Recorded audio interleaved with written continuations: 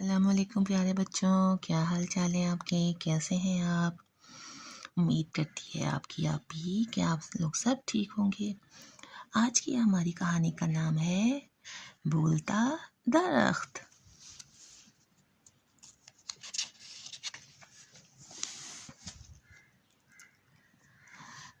بابر کو فالسے بہت پسند تھے۔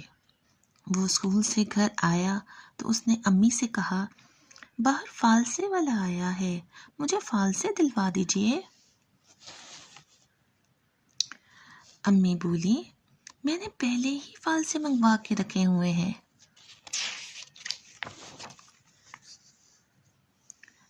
بابر فالسے دیکھ کر بہت خوش ہوا اور بولا، امی فالسے کتنے مزیدار ہوتے ہیں نا؟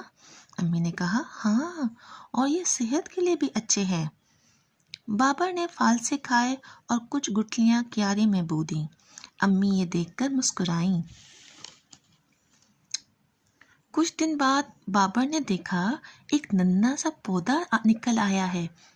وہ دوڑ کر امی کو بلا لایا، امی دیکھیں میرا فالسے کا پودا۔ امی نے کہا، اب اس کی حفاظت کرنا، اسے پانی دینا اور زمین کی گڑائی بھی کرتے رہنا۔ میں مالی سے کہہ کر کھاد اور مٹی بھی ڈلوا دوں گی۔ بابر اپنے فالسے کے پودے کو بڑا ہوتا اور درخت بنتے دیکھ کر خوش ہوتا۔ ایک دن اس نے درخت پر پیلے پیلے پھول دیکھے تو اسکول میں اپنے دوستوں سے اس کا ذکر کیا۔ شام کو اس کے دوست اس کے گھر آئے، پھول دیکھ کر بہت خوش ہوئے اور چاہا کہ ہاتھ بڑھا کر پھول توڑ لیں، مگر جیسے ہی درخت کی طرف ہاتھ بڑھایا، درخت سے آواز آئی، مار ڈالا، ہائے مجھے مار ڈالا۔ بچوں نے ڈر کے مارے ہاتھ پیچھے ہٹا لیے اور ادھر ادھر دیکھنے لگے، مگر انہیں کوئی نظر نہ آیا۔ ایک بار پھر انہوں نے پھول توڑنا چاہا، پھر وہی آواز آئی۔ اب تو بچے ڈر کے مارے بھاگ اٹھے۔ بابر امی کو باغ میں لے آیا اور پوچھا، یہ کون ہمیں ڈرا رہا ہے؟ امی نے کہا، بابر یہ درخت کی آواز ہے، وہ چاہتا ہے کہ کوئی اس کے پھول نہ توڑے۔ بابر کو فالسے کے درخت سے بہت محبت تھی۔ بات اس کی سمجھ میں آ گئی۔ اس نے پھر پھولوں کو ہاتھ نہیں لگایا۔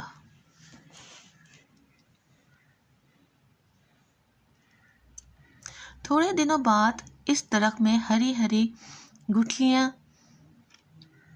سی نظر آنے لگیں۔ بابر نے دوستوں کو بتایا کہ میرے درخت میں بہت سارے فالسے آ رہے ہیں۔ اس کے دوست کو پچھلے والا واقعہ یاد تھا، پھر بھی فالسے کھانے کا شوق انہیں کھینچ لایا۔ اس مرتبہ بھی وہی آواز سنائی دی۔ اب تو بابر کے دوستوں کو پورا یقین ہو گیا تھا کہ اس درخت پر بھوتوں کا بسیرا ہے۔ بابر نے امی کو بتایا کہ ابھی پھر وہی آواز آ رہی تھی۔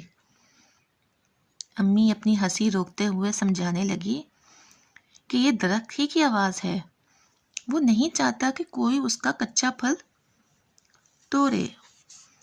بابر کچھ نہ سمجھتے ہوئے بھی چپ ہو گیا۔ 15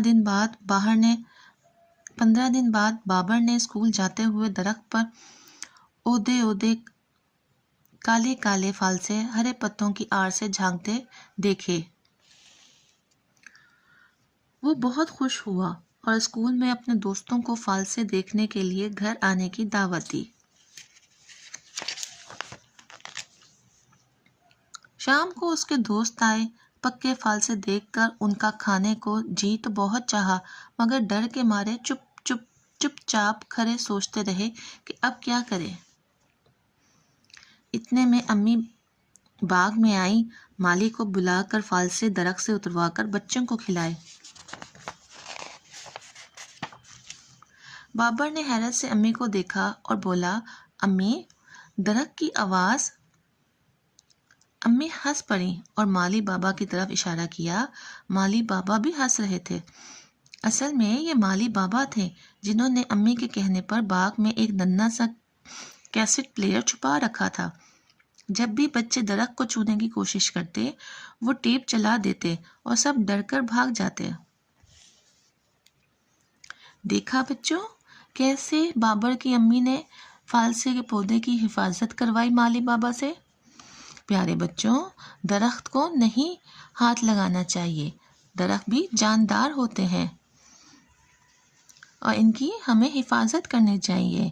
ان کے پھولوں کو ہمیں نہیں توڑنا چاہیے، یہ درختوں پر ہی اچھے لگتے ہیں۔ پیارے بچوں، اپنا بہت خیال رکھیے گا، جلد ملیں گے ایک نئی کہانی کے ساتھ۔ آپ کی اپنی آپی وجیہ آپ کو بہت ساری کہانیاں سنائیں گی۔ روز ایک کہانی سننے کے لیے آپی وجیہ کا چینل ضرور سبسکرائب کریں اور لائک اور شیئر کرنا نہ بھولیں۔ اللہ حافظ۔